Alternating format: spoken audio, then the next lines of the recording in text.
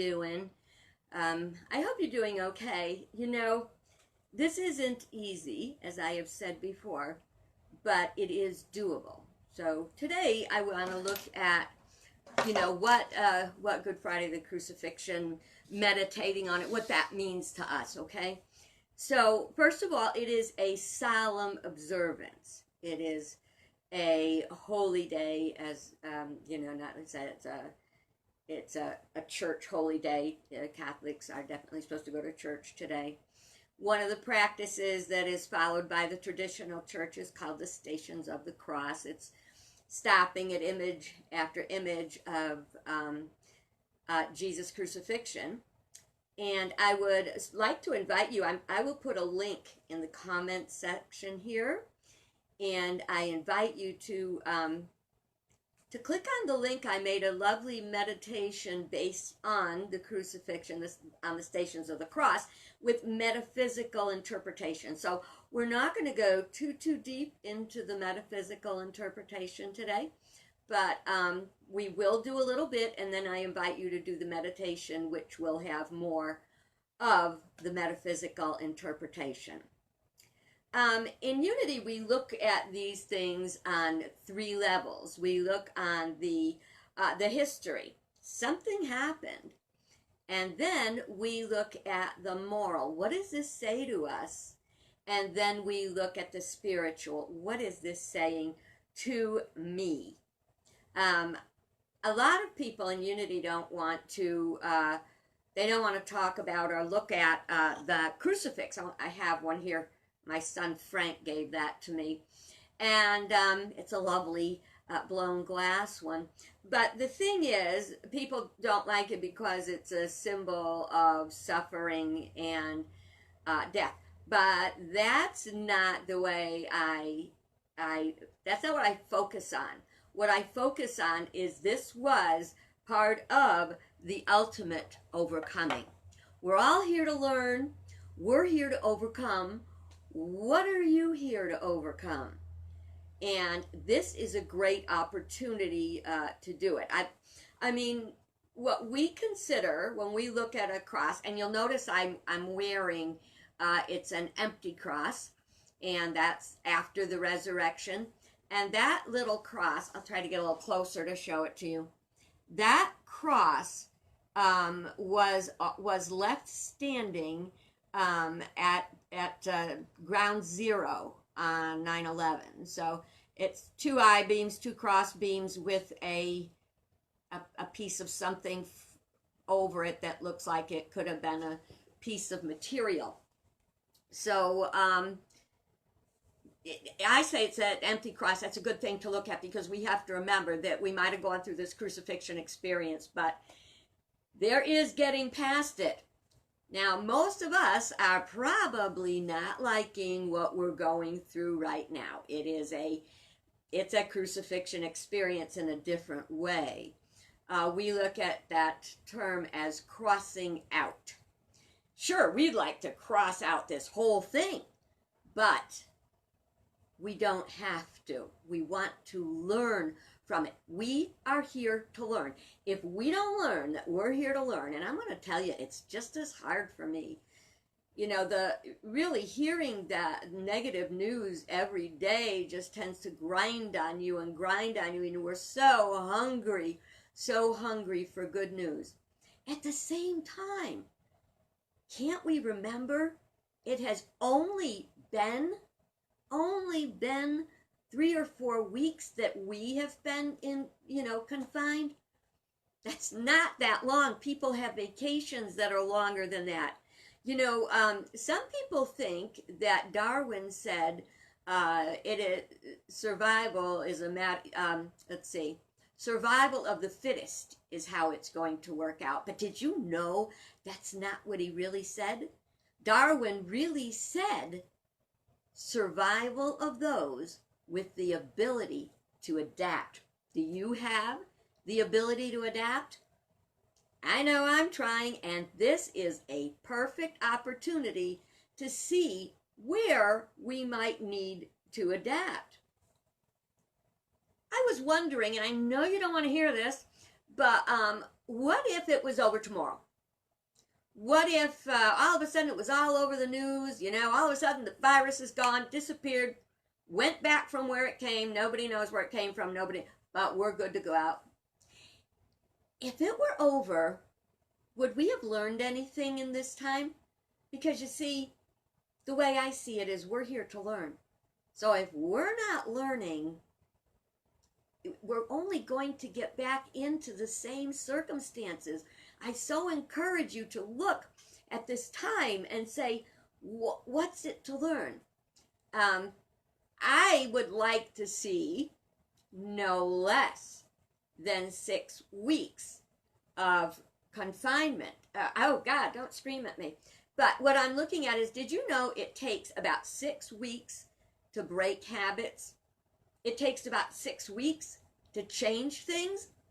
Well, we're 3 weeks in, so we only have 3 weeks left. What have you changed so far?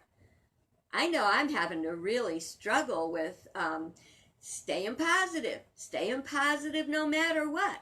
It's not easy, but I'm doing it.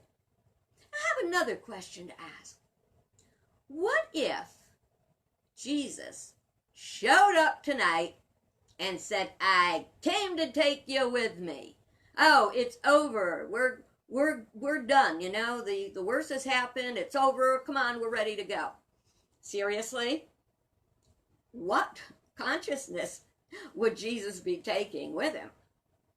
Have we healed enough? Are we ready to live a higher life? Yeah, well, we are able, but are we willing? We've been kind of, I don't know how to use the word spoiled, but we have been. Gosh, our lives are so easy. I mean, imagine being back in 1918 during that Spanish flu. There were no cell phones. You didn't know how your relatives were. And I know we look at those figures for people that died and it's just horrifying. But then if we think about in the weekend of the Battle of Gettysburg, 50,000, there were 50,000 casualties in one weekend. So see, we lost the ability to measure, and if we learn from history, we don't have to repeat it. Keep remembering that. If we learn from history, we don't have to repeat it. The levels, the difficulty of life, we've got indoor toilets that are flushing and everything. We've got so much to be grateful for, even in this period of confinement. Yes, we have things to be worried about, but think of the things we have maybe learned. For example, we are learning creative use of our resources. Are you learning creative use of your resources? How to make the food go farther, how to make the money go farther, even saving money. Yeah, some of us are even saving money. And some of us are sharing what we have. Even if we don't have a little, sharing what we have makes us richer. Believe me when I tell you, sharing what we have. We don't have a problem of supply. We have a problem of distribution. But we want to really learn this lesson. We want to have it locked into our mind, into our consciousness. And so that's the first thing I want to suggest that you do is during the time we have left in confinement is to find ways to share. There are many online. If I haven't said it already, I'll say it again. Charity Navigator. Charity Navigator helps you determine if a charity you want to give to is a safe charity, if they're approved. Now they have to be a certain size and everything to be approved, so your local little charity's not going to be there. But how wonderful to know that there are ways we can give, there are, people we can give to. And I promise you, if you give, if you be generous, you will be blessed by it. Do you ever think about this? Remember back in the days when we could go out to dinner? Yeah, remember those? They'll be back. But you go out to dinner and tip, And I like to, whenever I can, I like to make a generous tip. I want to tip in a way when I don't want the waitress to see it, or the waiter, or anyway. But I want to tip in a way that when I walk out that door, they find the tip and they go, oh, wow, you know what? They think I'm rich. And by right of consciousness, I am. I learned how, and if you want to know how, you can put a comment in the bottom, and I will post or send you a little piece on how to make a ring out of a dollar bill. Well, out of any kind of money bill, you know. There's a way you can fold it and, you know, make a little ring out of it. When I traveled from California to Missouri, where I went to seminary, everywhere I stopped, I put, I would, when I went to do the tip, I would make a ring, and I'd roll up extra. Like if I had a dollar bill, I'd put in whatever extra I was adding to the tip and slide it in like a finger on the ring. I had a waitress chase me out of a restaurant to thank me for making the little dollar bill ring. Is that what? How? You know, there's nothing like making somebody's day. Is this something we can really get a handle on while we are here in our corona confinement? What else are we learning? Are we learning what's really important? One of the things I'm learning is really important is a hug. Man, do I miss hugs. And you know, Dr. Falsey said something the other day that didn't set well with me. He said, when this is over, everything is going to change. You know, like the handshake won't be a typical part of your daily life. And I'm like, whoa, wait a minute. We do not want to come out of this being germaphobes. Yes, something bad happened. But we can't, once this subsides, once it moves on, yeah, we'll wash our hands more, we'll wash them better. But as to not shake hands. By the way, do you know why we don't shake hands? Why we shake hands? Sorry about that, backwards. Back in the day, two people would meet and they would shake hands so that if there was a weapon up their sleeve, it would fall out. So they would be, you know, without a weapon. So I have no weapon. I'm left-handed, so if it were me, nah. But we want to hug. We want to reach out. We are people we need. They talk about the importance of hugs. They say a hug should be 20 seconds long, and you should get like 20 of them a day. Well, that doesn't happen in my life. My cat likes to hug me. I can hug myself. I can hug myself for more than 20 seconds, and I can love myself. So, yeah, I'm missing my hugs. I'm getting them as I can. But this really is a chance to ask yourself, what really matters? Freedom really matters. Foundations really matter. The people that make us crazy. I posted a picture earlier today of the parking lot from a grocery store, and it was strewn with rubber gloves and throwaway masks and stuff, and you go like, what? But these are symptoms to us where we want to say we need to rise above it. We need to stop that. We need to, you know, speak out, do our thing, but let's not stay more divided, because being more connected is what we need. My family really matters. Honesty really matters. Integrity really matters. These are the things. Safety, security, wise use of resources. Wise use of resources. Don't forget, you're a part of the law of circulation. We have learned that climate change is real and that climate change can be changed. Haven't we? I mean, the skies are blue where they haven't been blue in decades. The planet is breathing. And because the planet is breathing, we are breathing. Go back and watch yesterday's video if you didn't, because that's about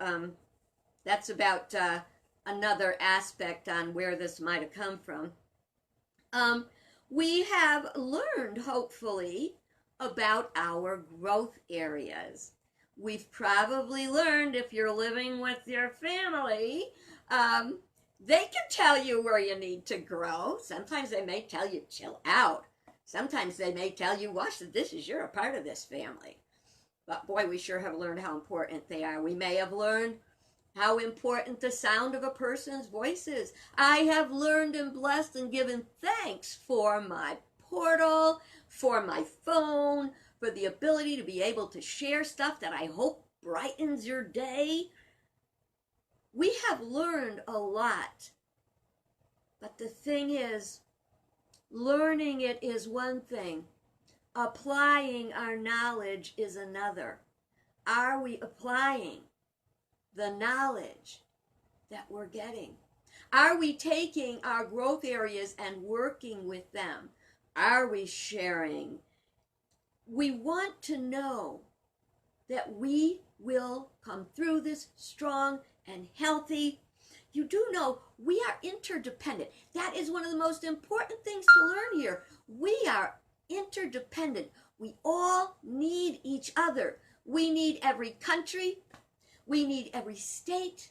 We need every person, every race, every religion, every lifestyle. We need each other. What if we get that? How will the world change? Ask yourself, how will the world change if we get that? Conversely, if we don't learn the lessons that are coming to us through the experience of a coronavirus, I promise you, it will get worse. God punishing us? No. Us punishing ourselves by failure to learn our lessons. You know, when the teacher used to give us tests in school, they didn't want to punish us. They wanted to see, are you getting it? Are you getting it? So say to yourself, am I getting it? Are you learning what's really important? This virus is here and it can teach us something. When we, you know, I gotta take something back that I said. I am taking back that bit about getting back to normal. You know, I would say, okay, we're calling this the new normal. No, it's not the new normal. We will leave here and we will get back to normal. I take it back. I don't want to go back to normal. I want to go better than normal. I want to emerge a new being. Remember, it is a matter of the survival of those who can adapt. How are you adapting to confinement? Basically, I'm doing okay. I have my moments. That's when we have to remember our self-care. After Jesus died on the cross, he was laid in a tomb. And it said he was in the tomb for 3 days. And then he arose. What do you suppose was going on for those 3 days? In Unity, we like to say that his consciousness was regenerating his being, that he was becoming, he was overcoming, and promised eternal life. So he was doing hard work at getting rid of all his stuff. We too want to get rid of all our stuff, and then we can emerge better. What if, you do know that when a caterpillar spins a cocoon and goes into it, that the process of metamorphosis, the caterpillar actually, the body liquefies, completely liquefies, and then reforms and emerges a butterfly, or a moth. Maybe in this process, we can go through a form of metamorphosis. I would like to first, and that has to be pretty exciting. I mean, you know, if you're this little crawly thing that everybody, you know, looks down at and is, oh, worm, caterpillar, yeah, squish it. And then you come out and you're a butterfly and you're flying along and everybody thinks you're beautiful. Oh my God, look at that beautiful butterfly. So what if we came into this, you know, and we emerged better than ever and people saw it? People will see it. Now, I would like to invite you to consider the possibility of taking some tomb time from now. So it's Friday. It's not going to be 3 days. You can make it 3 days. You can make it till Monday. You know what? You know how I say every day? Did you get dressed? Did you journal? I invite you to take 3 days to not do anything you don't feel like doing. It's only 3 days. Now you might want to meditate. You might want to think about where we are. You might want to get rid of the technology in your life for 3 days. Wow. Believe me, if anything earth-shaking happens, you will find out about it. Someone will be on the horn to tell you. Think about that. I actually, when I was in pulpit ministry, I would go Friday night from my Tenebrae service. I would go home and I would spend from then until Easter morning in silence. I would talk to nobody. Drove my granddaughter and my grandson crazy, but that's what I did. When I was at home from Good Friday, we had just the 1 o'clock to 3 o'clock in the afternoon where there was to be no TV. What we did is we listened to Jesus Christ Superstar. I encourage you to do that. A few movies you might want to watch are The Body, Joshua, and Jesus of Montreal, and Jesus Christ Superstar. Those are 4 things that you might want to do in your tomb time to regenerate the wonderful self that you are. And then we have to know we all need something to look forward to. We do. Every day we need to have something to look forward to. And sometimes we need bigger things to look forward to. I don't mean when this is over. I mean something, either a special treat or allow yourself to order something. Don't go crazy. Something on Amazon that they're still bringing stuff. Or you can order food to be delivered if you don't feel like cooking.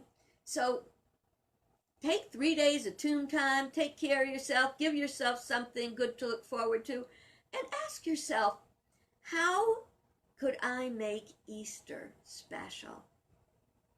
I mean, what could be more special than the promise that life is eternal and we can go out there and live a new life? And I know we're all anxious to do that. And I pray that when we leave here, we will not go back to normal, that we will have a new way of beginning. Remember the poem I read you back in the beginning 3 weeks ago? This is the beginning of a new day. The Lord has given us this day to use as we will. We can waste it or use it for good.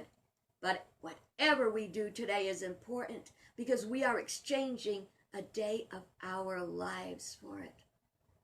When tomorrow comes, I want this day to be good, not evil, positive, not negative. I forgot the rest. Joy, not sorrow, in order that I may not regret the price I paid. So, take a few days tomb time, make yourself an Easter plan, and be blessed and know that you can adapt. And because you can adapt, you will survive. Have a great day. God bless you. Thanks for being with me.